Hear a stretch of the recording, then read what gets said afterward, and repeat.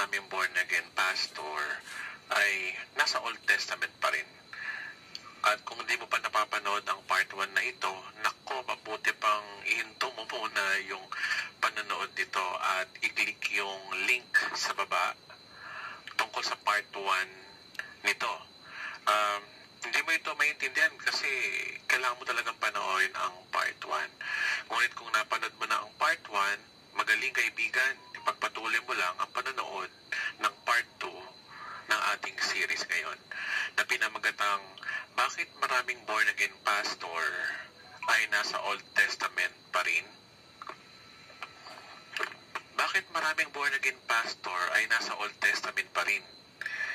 Kagaya ng sinabi ko sa inyo sa part 1, ang aking opinion dito ay dahil karamihan sa mga pastor ay hindi nila naiintindihan kung ano ang meron sa bagong tipan. Kung ano ang meron sa bagong tipan, yun hindi nila naiintindihan. At yun ang pag-aaralan na natin ngayon sa part 2 ngayon.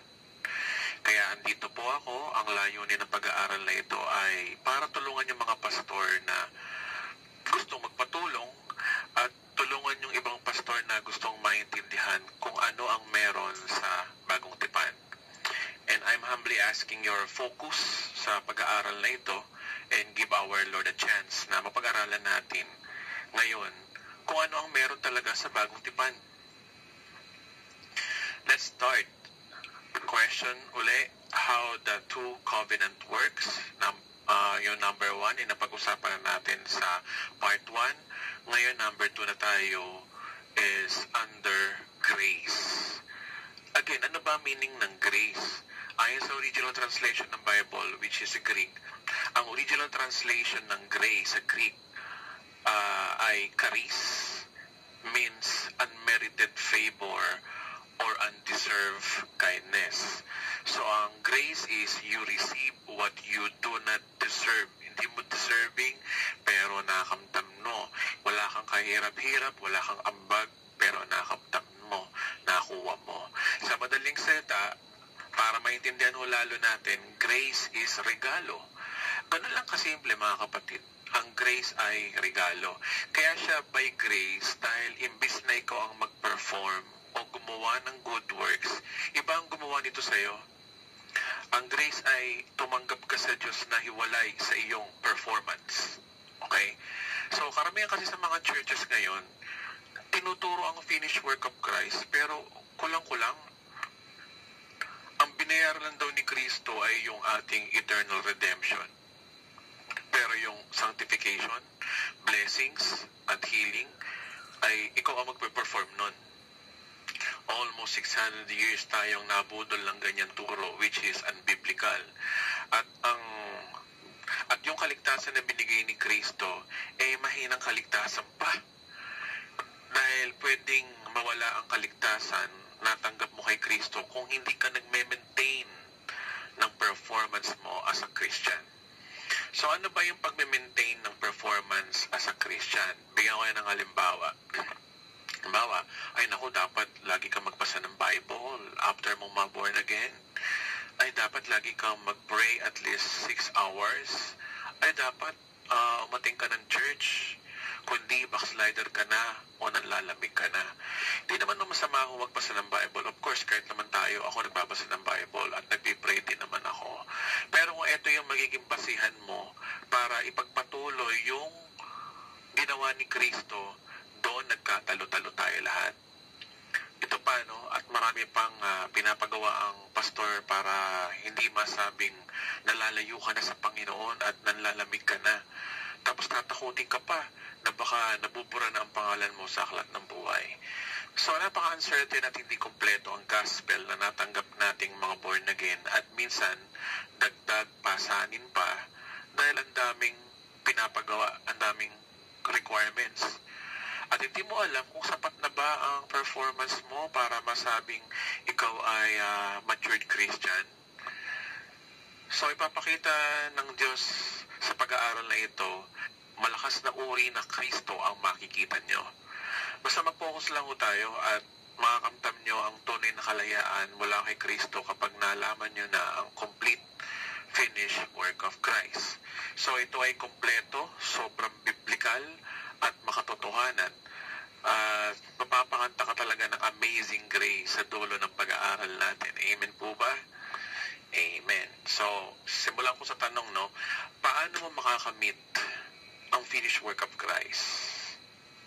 Okay? Simple lang. Just believe. Wala ka lang gagawin. Just believe. Kaya makakamta mo lamang ito by faith. At ang sekreto lang sa faith is, huwag ka magduda. Diba? Kaya nga tinatawag tayo mga believers dahil nabubuhay lang tayo sa pananampalataya. So what is the nature of the finished work of Christ? Okay? What is the nature of the finished work of Christ? Kapag ang verse ay laging kumukonek sa krus ng Kalbaryo. Remember, nung banal na hapunan, nang sinabi ni Kristo ang salitang bagong tipan, ito ay tumutukoy sa kanyang finished work.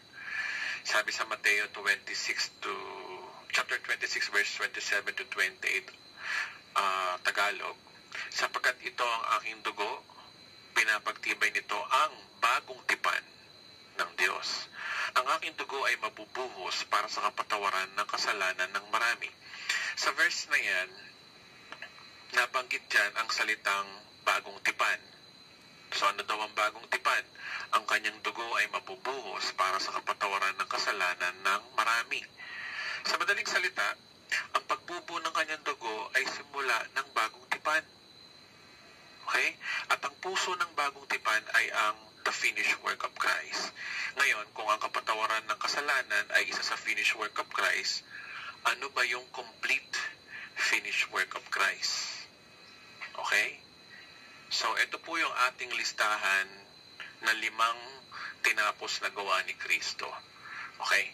So, isa-isahin natin. Number 1, you are eternally saved.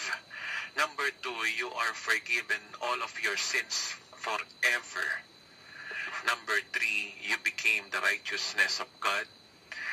Number 4, you are healed by His stripes. And you are blessed and highly favored ang number 5.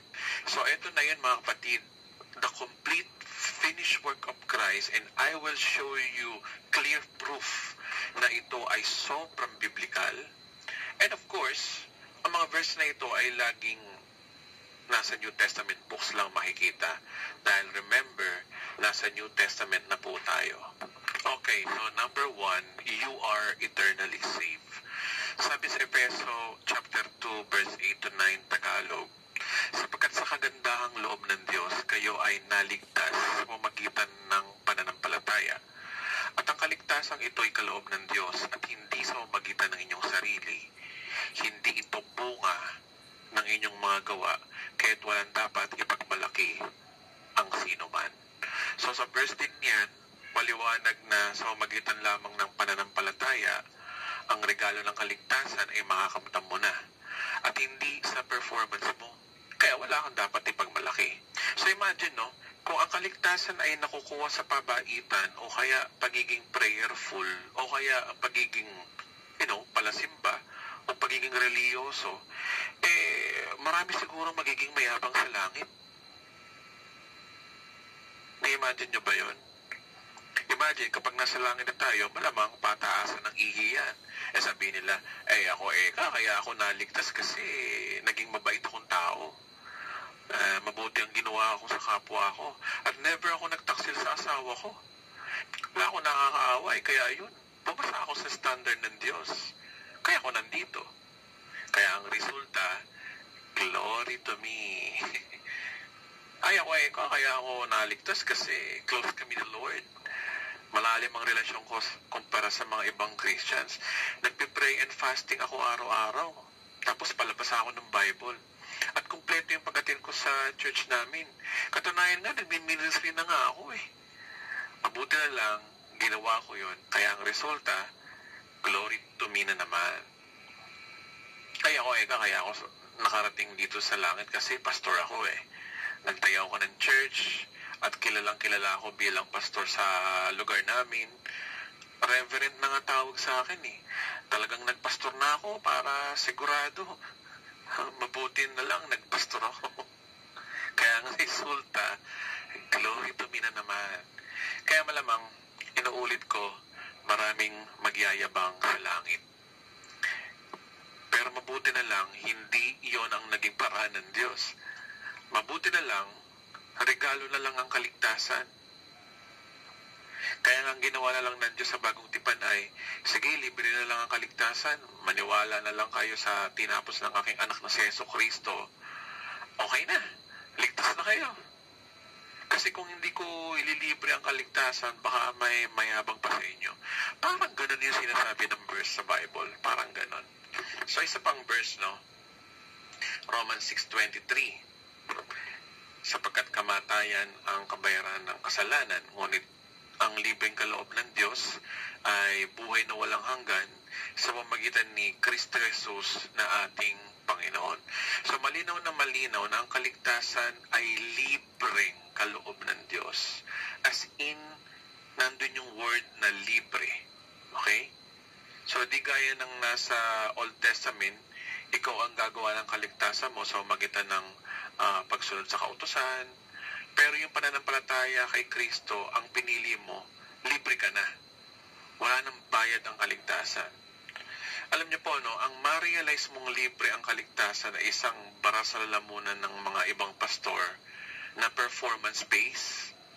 Kasi na-influensyan sila ng Old Testament na kailangan may gawin ka, di ba? Para maligtas. Na-influensyan sila ng tinatawag na do our part and God will do the God's part. Di ba? Parang ganun eh.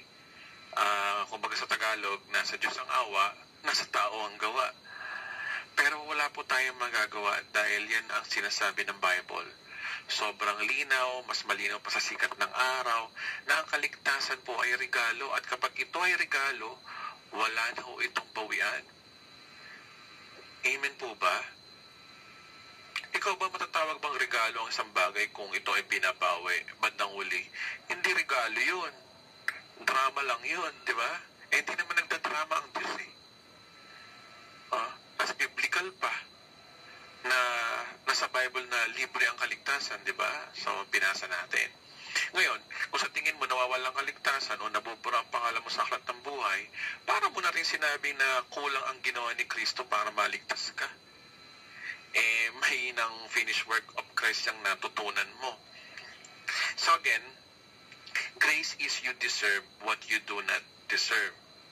Kahit na hindi ka karapat-dapat, kahit ikaw ang, pinakamarumi o makasalanan sa mata ng lipunan, sa mata ng pamilya mo, sa mata ng kaibigan mo, o maging sa pastor mo, kung mananampalataya ka lang kay Kristo, ligtas ka na, Brad.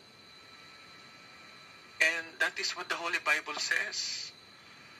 That is the reason why grace is amazing. Kaya nga, may kantang Amazing Grace, di ba? Ikalawang finished work of Christ, that you are forgiven all of your sins forever. So, isa pa sa finished work of Christ na bumabara na naman sa lalamon ng ibang tagapagturo ay yung pinatawad ka ng Diyos forever. Okay? Forever means even your future sins are forgiven. Pasa. Hebrew 9:12 sabi dito, minsan lamang pumasok si Kristo sa dakong kabanal-banalan at ito'y sapat na. Hindi dugo ng mga kambing at guya ang kanyang inihandog, kundi ang sarili niyang dugo para mapatawad tayo sa ating mga kasalanan magpakailanman. So kapag sinabing minsan lamang, means hindi na mauulit pa. Tama ba ako? So yun yung unang word, diba? Isa-isay natin ha. Sumunod, alin daw yung hindi na mauulit pa? Yung pumasok si Kristo sa dakong kabanal-banalan at ito daw ay sapat na. Sinasabi yan, diba? So remember po, sa part 1 natin, ang Old Testament, kapag nagkasala ka under the law, need mong pumatay ng tupa o ng toro, then lalapit ka sa saserdote o sa priest. Diba? Ang gagawin ng priest, papasok siya doon sa dakong kabanal-banalan ng templo at siya ang maghahandog ng offerings mo. Ngayon, sa New Testament, si Kristo na yung priest o saserdote. At siya rin yung iaalay na hayop o yung kordero. At minsan lang daw siya papasok doon. Yan yung sinasabi ng verse, di ba? Tama ba ako? Di gaya nung priest sa Old Testament, yearly. Si Kristo, minsan lang. At ito daw ay sapat na. Okay? Walang expiration na kagaya ng Old Testament. Ito ay eternal na. Okay? Sa Old Testament, ang kapatawaran ay nire-renew yearly, pero kay Kristo, kagaya ng sinabi ko, it is eternal. Sumunod dyan, no? Hindi dugo ng mga kambing at guya daw ang kanyang hinihandog, kundi ang kanyang sariling dugo. Siya na mismo, yung katawan niya mismo, ang hinandog niya sa krus ng Kalbaryo. Para saan daw? Para mapatawad ang kasalanan natin. Yan yung sabi sa verse, diba? Ngayon, hanggang kailan daw? Okay? Hanggang kailan daw? Sinabi ba dyan na nung nakaraan mo lang? Inuulit ko, sinabi ba dyan na hanggang sa araw na naborn again ka lang? Kagaya ng tinuturo ng mga ibang pastor? Na pagtapos mong tanggapin si Kristo, after nun, bahala ka na sa buhay mo. Ikaw na mag-maintain ng tinapos ni Kristo. Ganun ang turo nila eh. So, hindi. Ang sabi diyan, magpakailanman. Ang linaw-linaw po ng Biblia. We are forgiven forever. Forever means kasama yung future o hindi? Kahit elementary students, masasagot yan na ang forever ay walang katapusan. Di ba? Even our future sins are forgiven kasi walang katapusan nga eh. Even our future sins are forgiven kasi walang katapusan nga eh. Okay? Yan ang bagong kasunduan ng mga Kristiyano. Yan ang kasunduan na dapat sa church, sa mga simbahan na tinuturo. Sa Old Testament, kailangan mong humingi ng tawad sa Diyos from time to time. Pero sa New Testament, once only in your life. Then, pairalin mo na dito yung faith mo na you are forgiven na. So, dapat mong tanggapin ang katotohanan at paniniwalaan na ikay pinatawad na. Bayad na ang kasalanan mo, binayaran na ni Kristo yon. Wala nang pero-pero. Use your faith. Just believe. Okay? Okay, next verse. Hebreo chapter 10, verse 17 to 18, Tagalog. Pagkatapos ay sinabi pa niya, kalilimutan ko na ang kanilang mga kasalanan at kasamaan, sapagkat pinatawad na ang mga kasalanan, at hindi na kailangan pang ihandog dahil sa kasalanan. So, isa-isay natin, no? Another verse na naman nagpapatunay na we are forgiven forever. Kinalimutan na ng Diyos yung mga kasalanan mo. Kaya kung hingi ka ng tawad for the second or third time, malamang tanungin ka ng Diyos, ano ba pinagsasabi mo na sorry? Wala na nga akong maalala sa kasalanan mo. Tama, kinalimutan na niya. Ang sabi dyan, no, I remember no more. Kaya kung ikaw ay under grace, never nang na-o-offend sa'yo ang Diyos. Never na. Meron nga nagsabi sa akin na, alam mo Edwin, sabihin na natin na pinatawad na tayo ng Diyos. Pero ang Diyos ay may emosyon din. Sa isang relasyon, unethical pa rin na hindi ka nagsosorry. Sounds good. Tama yung sinabi niya. Tama yun. Sa tao pwede yun. Kasi may emotional bond yung relationship sa tao. Diyos yung kausap natin eh. Lalo na't may covenant na kalilimutan na niya ang kasalanan mo. Seryoso ang Diyos doon. Lord, seryoso ka? Hindi ka na na-open? Kinalimutan ko na nga eh. Lord, seryoso ka? Ang kulit mo. Hindi na ho siya na-offend. Kasi pinangako niya na yon na I remember no more. Maliwanag sa verse na yan na yung mga kasalanan natin, even our future sins, nilimot na ng Diyos yan. Yan yung sinumpa ni Kristo habang siya'y nakapako sa krus. May kasunduan po ang Diyos. Decision niya kalimutan ang kasalanan mo. Nakipagtipan na nga ang Diyos sa iyo na nilimot na ng Diyos ang kasalanan mo. So bakit pa siya ma-offend sa kasalanan mo? Nagdesisyon na nga siya eh. Eh paano nga, Edwin, kapag nagkasala ka? Sa Diyos okay na. Pero sa tao naman yung epekto nun. Okay? Halimbawa, ng babae ka, may asawa ka. Ang Diyos di na na-offend dun. Pero kapag nalaman niya ng asawa mo, yung asawa mo ang ma-offend, hindi ang Diyos. At dahil na-offend ng asawa mo, either makakalaboso ka o maging viral ka sa Facebook dahil sa mga hugot niya, di ba? Kaya yung mga nagagawa nating mali, may consequence yan either sa situation o sa tao at hindi na tinanggal yon. Sa Old Testament, oo, kada mali mo, may malas na kasunod. Pero sa Diyos, wala nang parusa doon kapag nasa New Testament ka na. Yung galit ng Diyos sa kasalanan, ibinuntun na niya ang galit na iyon sa kanyang buktong na anak na si Jesus. Kaya imbes na ikaw ang parusahan ng Diyos, si Jesus ang pinarusahan na niya. Kaya nung namatay si Jesus, kasama niyang nilibing yung galit ng Diyos. Okay? At nung nabuhay na siya maguli, nagkasundo na ang tao at ang Diyos sa pamamagitan niya. So tayo pinatawad na, iniligtas na ni Kristo, kaya never na hong na-o-offend ng Diyos sa mga kapalpakan mo. Amen po ba? Okay, warning ha. Hindi ako nagtuturo na pwede nang umabuso ang kasalanan ha. Remember, usapang relasyon between you and the Lord lang ang pinag-uusapan natin. Inuulit ko po, hindi lisensya ang paggawa ng mali. Ang tipan ng Diyos sa atin, pinatawad niya ng lahat. Pero remember, may kapwa ho tayo. Okay? Kaya kung nandaya ka ng, halimbawa, paglalagin mo sa office na hindi tama ang time clock, late ka, pero nilagay mo hindi ka late, ay, sa Diyos pinatawad niya na yun. Hindi na siya na-offend doon.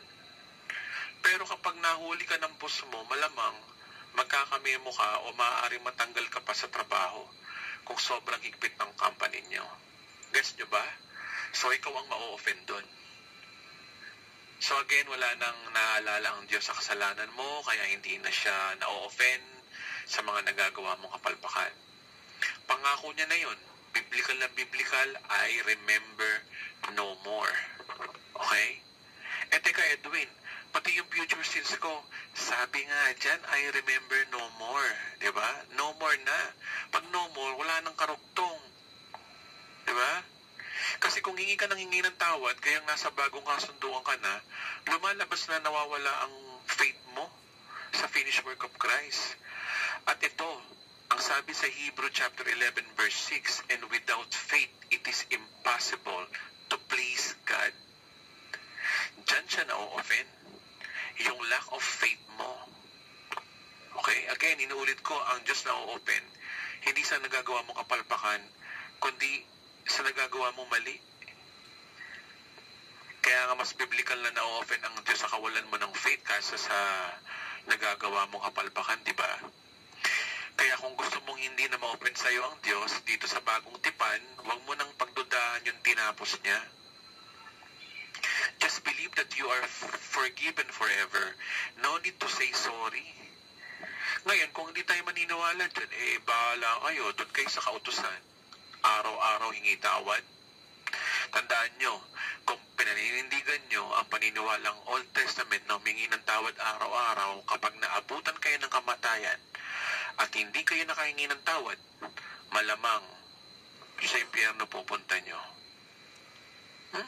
Kasi Old Testament kapag nagkasala ka, tinabutan ka ng kamatayan na hindi ka nakahingi ng tawad sa Diyos, hindi mo alam kung saan ka pupulutin.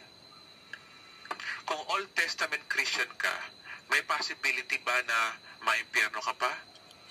Pwede. Kasi yun ang pananampalataya mo Hindi doon sa tinapos ni Kristo na ikaw ay pinatawad na forever. You reject the true finished work of Christ. And if you reject the true finished work of Christ, sisingilin ka ng Diyos ayon sa law. Gusto mo sa law At ito malungkot. At kapag hindi ka nakapasa sa hinihingi ng kautusan, you will go to hell. Sabi sa Revelation chapter 20 na sila ayon sa kanilang mga gawa. Kasama ka doon. So this is the reason why you should believe that we are forgiven forever. It is biblical. So there's a danger regarding sa pagdududa mo sa finished work of Christ. Ang Diyos, He never break our will. Kung anong paniniwala mo, yun ang gagawin niya sa'yo. Nasa Numbers yan, chapter 14, verse 28. Basahin nyo na lang. If you reject Christ's gift of forgiveness, kapag nakamatayan nyo yan, diyan kayo hatulan ng Diyos. So there is a danger kung hindi mo paniniwalaan na ikaw ay pinatawad na forever. Delikado yung kapatid. At saka binanggit din dyan, hindi na kailangan pang maghandog dahil sa kasalanan. So ibig sabihin, kung ang future sins natin ay hindi na isama sa napatawad ng Diyos, para mo na rin sinabi na kulang yung ginawa ni Kristo.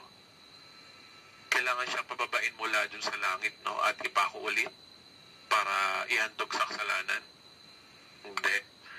Pero ang sinabi dyan, hindi na kailangan pang maghandog sa kasalanan means bayad na ang lahat ng kasalanan. Pati kasalanan ng mga taong hindi pa nipapanganak sa mundo, bayad na. Pati sa kasalanan na magiging apo mo at kasalanan pa na magiging apo mo sa tuhod, binayaran na ni Kristo yun. So ganyan ka-amazing ang grace. Amen po ba? Amen. Next verse, Ephesians chapter 1 verse 7 o Efeso 1:7.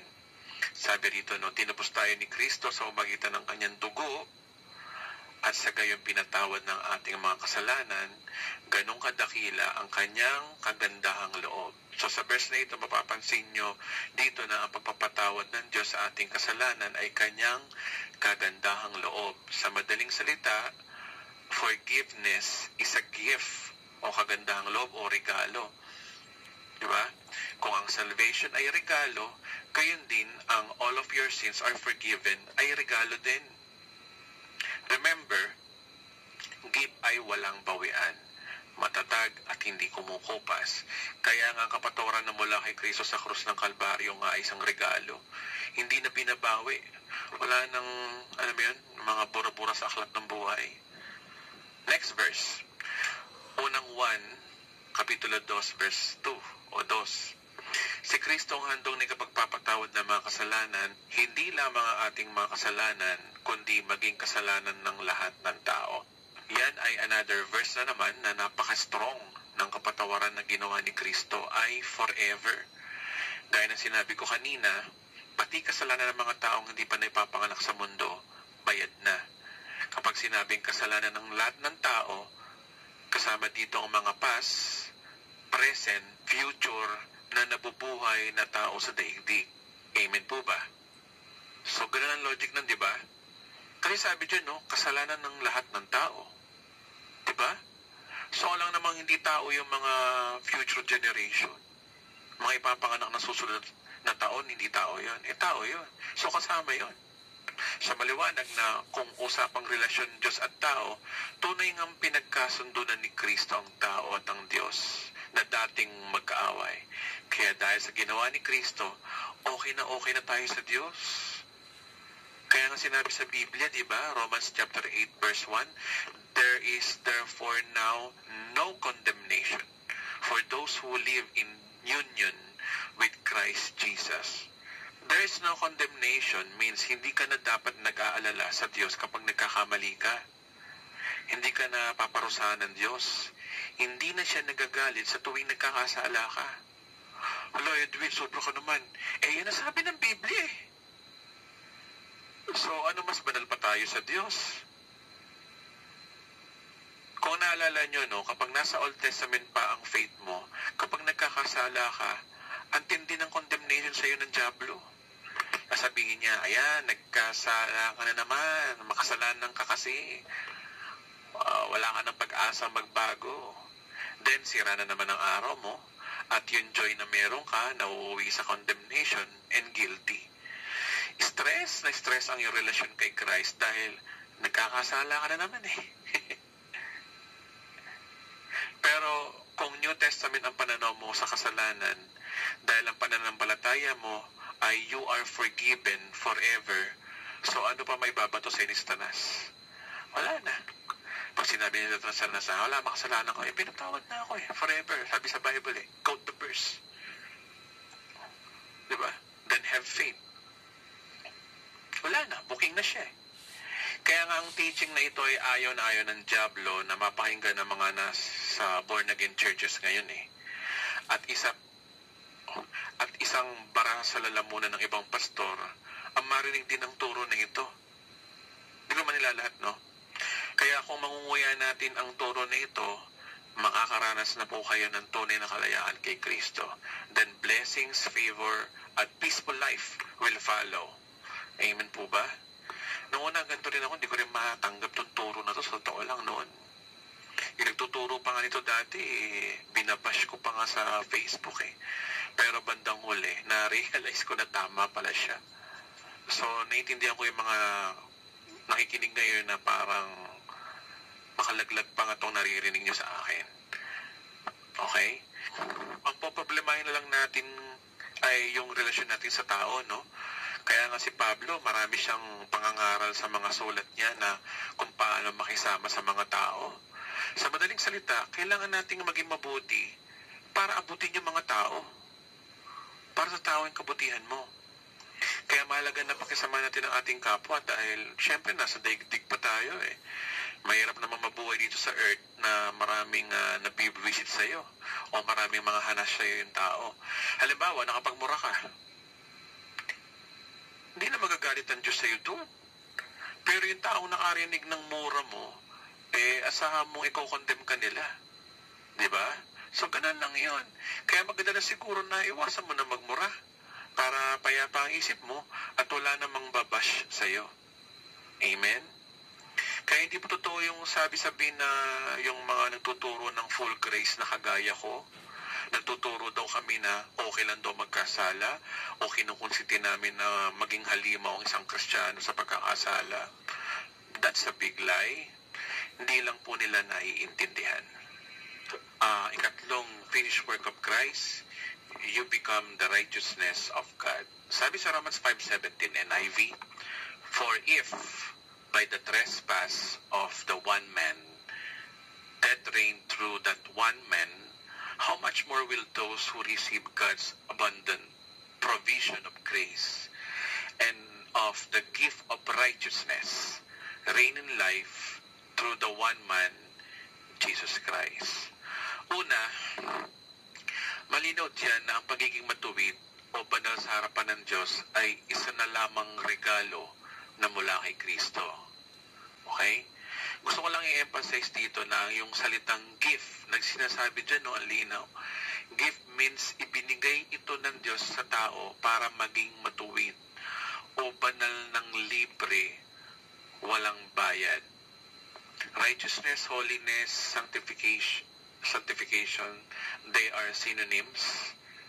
So, yun po yung gusto ko lang singit. Okay, kung ang kaligtasan at kapatawaran ay regalo, ganun din ang pangatlo. Ito, ang pagiging banal ay regalo na lang ng Diyos. Hindi na ito pinaghihirapan gaya ng pagsunod sa kautusan. Tama ba narinig natin, mga kapatid? Tama narinig mo, Brad. Kaya ang kabanalan ay libre na. Nilibre na tayo ng ating Panginoong Hesus sa krus ng Kalbaryo. Again, ang pagiging banal ay libre na. Talagang dapat kong ulit-ulitin. Kapag tinanggap mo si Kristo, panampalatayanan mong ikaw ay banal at matuwid. Unlike sa Old Testament, no? Katakot-takot na performance ng good works, prayer and fasting, at paglayo sa paggawa ng masama para masabi ikaw ay matuwid sa harapan ng Diyos sa mamagitan ng pagsunod sa kautusan. Sa Old Testament, kailangan prayerful ka para maging close kayo ni God. Pero ngayon, sa Bagong Tipan, ang pagiging banal po ay libre na. Dahil ito ay regalo. Ang tanong, paano ito ginawa ni Kristo na maging matuwid tayo sa paningin ng Diyos Ama? So, paano niya ginawa yon? Sabi rito, sa isa pang verse, Romans chapter 10, verse 4, sabi rito, Christ is the end of the law so that the there may be righteousness for everyone who believes. Sabi dyan, no, Christ is the end of the law. Siya na yung katapusan. Meaning, kay Kristo, natapos na ang walang katapusang performance ng tao para malugod ang Diyos. Si Kristo na ho yung nag-perform. Hindi kaya ng tao Kaya si Kristo lang gumawa. Saan niya ginawa? Sa krus ng Kalbaryo. Doon niya tinuldukan ang kautusan. Kaya nga sinabi niya, di ba, bago siya malagutan ng hininga, it is finished. Di ba? So ano yung finish? Finish na yung kautusan o performance na hinihingi ng Diyos sa tao. Siya na ang gumawa. Kaya nga kung na kay Kristo ka na, hindi mo na dapat inaalala kung paano na malulugod ang Diyos sa iyo. Ibang mga Old Testament Christian, ano ba gagawin ko para malugod ang Diyos? Dapat prayerful ako. Dapat nagfa-fasting din ako. Dapat nag-iikapo ako. Dapat kompleto ang pag-isimba ko. Dapat pag magmi-ministry ako. Dapat tuwing tatayo ako sa pulpito, tanggalin ko sapatos ko. Sabihin ko sa iyo, basura lang yan sa paningin ng Diyos. Sabi sa Isaiah, di ba, lahat ng mabubuting gawa natin ay basahan lang sa Diyos. As sinabi rin sa Romans chapter 3 verse 21, walang matuwid, wala kahit isa. Walang nakakaabot o makakaabot sa kaluwalhatian ng Diyos. Kaya, para maabot mong kaluwalhatian ng Diyos, si Kristo na lang ang gumawa. At manampalataya ka lang kay Kristo, umangkas ka doon. Inulit ko, ang tanging mo lang hakbang dito ay maniwala sa tinapos niya sa krus para ikaw ay maging matuwid. Siguro basahin natin ito sa Tagalog, no? Si Kristo ang kaganapan ng kautusan upang mapawalang sala ang sino mang sumasampalataya sa Kanya. Kaya si Kristo ang katapusan ng kautusan. So mula kay Kristo, wala nang performance. Tapos na ang kautusan. Diba? Bakit maraming mga born-again pastor nagtuturo pa rin ng kautusan ngayon? Ngayon, parang sinasabi sa verse na yan na tigilan nyo na yung performance nyo, basura lang sa Diyos yan. Ako nagagawa niyan para sa inyo. So, sino ang bida? Ikaw ba? Hindi. Yung idol mong pastor ba? Hindi. Si Kristo lang. Amen po ba? Amen. Next verse. Romans chapter 4 verse 5. Ngunit ang hindi nananalig sa sariling mga gawa kundi sumasampalataya sa Diyos na nagpapawalang sala sa makasalanan ay itinuturing na matuwid ng Diyos. Dahil sa ano daw? Sa kanyang pananampalataya. Sabi dyan, no? Yung tao daw hindi nagtitiwala sa kanyang performance kundi nananampalataya siya na pinawalang sala na ay itinuring na daw na matuwid sa paningin ng Diyos dahil sa kanyang pananampalataya. Saan? Sa tinapos na gawa ni Kristo sa krus. Kaya favorite verse yan ni Martin Luther we are justified by faith. Okay. 2 Corinthians 5:21, ito maganda itong verse na ito. Hindi nagkasala si Kristo, ngunit dahil sa atin siya itinuring na makasalanan upang sa pamamagitan niya maging matuwid tayo sa harapan ng Diyos. So sa verse na yan, sinasabi na si Kristo ay banal, tayo ay makasalanan. Nung nakapako si Kristo sa krus, nagpalit si Kristo at ikaw. Si Kristo na banal ay naging makasalanan at ikaw na makasalanan ay naging banal sa mata ng Diyos. Yan yung sinasabi ng verse na yan. So ang tawag po ng iba dito ay divine exchange na sinasabi. Dahil galit po ang Diyos sa kasalanan, imbis na tayo ang magbayad ng galit ng Diyos, sa kanyang bugtong na anak niya, hinampas ang kanyang galit sa kasalanan. Okay? Imbis na tayo ang parusahan ng Diyos sa ating kasalanan, yung kanyang bugtong na anak niya na lang ang pinarusahan para maging banal tayo. Di ka ba naiiyak niyan na ganyang kakamahal ng Diyos? Ganong kadakilang ginawa ni Kristo. Mga turo sa church ngayon tinuturo lang nung pinako si Jesus sa krus, kulang-kulang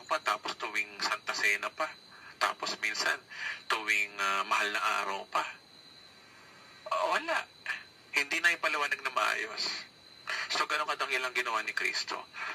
At ang pagiging matuwid mo ay hindi lang sa panahon na tinanggap mo si Kristo. Yung ibang born again pastor, ang turo nila, pinatawad ka na daw at ginawa kang matuwid sa harapan ng Diyos nung ikaw na tinanggap mo si Kristo. Pero after that day onwards, kailangan mo daw i-maintain ang kabanalan mo. Sa magitan ng pagbabasa ng Bible, pag-pray and fasting, pag-attend sa church, at iwasang magkasala. Yan po ay hindi totoo. The moment na tinanggap mo si Kristo, from that day onward, you are still forgiven and holy forever. Amen? Basa, doon tayo sa Biblikal. Hebrew 10:10. Sa magitan ng kalooban niya, tayo'y ginawang banal sa magitan ng pag-aali ng katawan ni Kristo, minsan magpakailanman. Ano sabi dyan? Sa magitan daw ng kalooban niya. Kalooban means decision niya, di ba? Nagdesisyon siya. Ano desisyon niya? Na tayo'y ginawang banal. Ginawang banal, bakit? Anong meron? Sa mamagitan ng pag-aalay ng katawan ni Kristo. Ayan ang sabi sa verse, di ba? Inalay niya ang kanyang katawan sa krus. Hanggang kailan naman daw? Hanggang kailan daw tayo magiging banal? Tingin yung dulo, no? Magpakailanman. May katapusan ba ang magpakailanman? Siyempre, wala. Sa madaling salita, ikay ginawang banal forever. Kaya nga kay Kristo, lagi may forever eh. Forever kang ligtas, forever kang pinatawad, at ngayon, forever kang banal. Amen po ba? O, saan ka pa? May ambag ka ba dito? Wala. Wala kang ipagmamalaki pagdating mo sa langit. Hindi pagiging prayerful mo, pagmi-ministry mo, at pagtatais mo, ikaw ay naligtas, pinatawad, at ginawang banal. Kundi desisyon at tipan lang ni Kristo yun sa krus ng Kalbaryo. Amen po ba? Next verse, more evidence, more credibility sa tinuturo natin. 1 Corinthians 1 verse 29 to 31, sabi dyan, no, kahit walang sino mang makapagmamalaki sa harapan ng Diyos, sa Kanya nagmula ang buhay na taglay ninyo dahil sa pagkikipag-isa ninyo kay Kristo Jesus na siyang ginawang karunungan natin. Sa pamamagitan din niya, tayo'y itinuring na matuwid, ginawang banal at iniligtas ng Diyos. Kaya nga tulad ng nasusulat, ang sino mang nais magmalaki, ipagmalaki niya ang ginawa ng Panginoon. Ayan, no? Kasasabi ko lang kanina, no, na wala tayong ipagmamalaki. Kaya ang sabi sa last verse na yan, ang sino mang nais magmalaki, ipagmalaki niya ang ginawa ng Diyos. So sa verse na yan, anong ginawa ng Panginoon? Sa pamamagitan niya, tayo itinuring na matuwid, ginawang banal at niligtas. Kaya wala kang ambag dun. Pansinin niyo yung turo na ito, no? Pinag-uusapan natin dito ngayon, si Kristo ang bida, di ba? Hindi kaya na tinuturo ng ibang pastor, minsan lagi sila ang bida eh. Ay ako nag-pray and fasting, hallelujah, dahil sa prayer ko, sinagot ng Diyos ang prayer request ni sister na makabili ng lupa't bahay, hallelujah, glory to God. Weh, sino ba talagang na-glorify? Ikaw na nag-prayer and fasting o yung Diyos na sumagot ng dalangin? Kaya nga full grace gospel, kapag pinangaral mo, laging si Kristo ang bida eh. Ito yung tunay na turo na may credibility ka na magsabi ng glory to God or to God be the glory na walang halong plastic. Next verse, ang aking pagiging matuwid ay hindi sa magitan ng pagsunod sa kautusan, kundi sa pananalig kay Kristo. Ang pagiging matuwid ko ngayon ay buwat sa Diyos sa pamamagitan daw ng pananampalataya, sabi sa Filipos 3:9. So sobrang linaw na naman ng verse, no, na hindi performance ang dahilan para ikaw ay turing na matuwid. Oo, sa Old Testament pwede yan. Kapag sumunod ka sa kautusan, natutuwa ang Diyos sa iyo. Kung babasahin nyo nga yung 1 King at 2 Kings ng Old Testament, laging binabanggit dun yung mga listahan ng mga naging hari ng Israel. Kung ang elected na hari ng Israel ay sumusunod sa kautusan, pinagpapala ang bansang Israel. Ngunit kung isang elected na hari ng Israel ay hindi sumusunod sa kautusan, curse ang nangyayari sa bansang Israel. Napansin niyo ho ba yun? Ng mga nagbabasa ng Bible dito, diba? Sa 1 King and 2 Kings. Pero hindi na ngayon.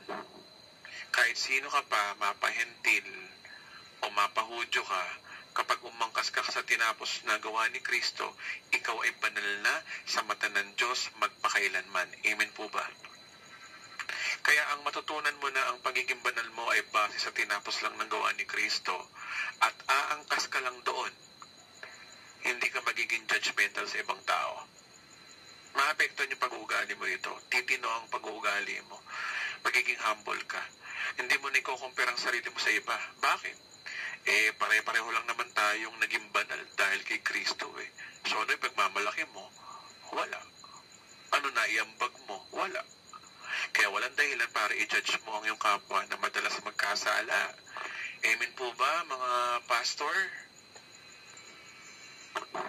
Okay, next po, number 4. You are healed by His stripes. Yan po yung pang-apat na finished work of Christ natin pong pag-aaralan. Pero abangan po natin yan sa part 3 ng series na ito. Atin pong itutuloy ang pag-aaral na ito para sa ika-4 at ika-5 finished work of Christ. Sa ngayon, ito po uli yung listahan ng tinapos na gawa ni Kristo, no? Number 1, you are eternally saved. You are forgiven all of your sins forever. You became the righteousness of God. You are healed by His stripes. And you are blessed and highly favored. So yung number 4 at number 5, i-continue po natin yan sa ating part 3. Sa ngayon, ang big idea po natin ngayon ay ang kaligtasan, kapatawaran at pagiging banal ay libreng kaloob ng Diyos sa mga nananampalataya kay Kristo dito sa Bagong Tipan. So, hinihingi ko na rin po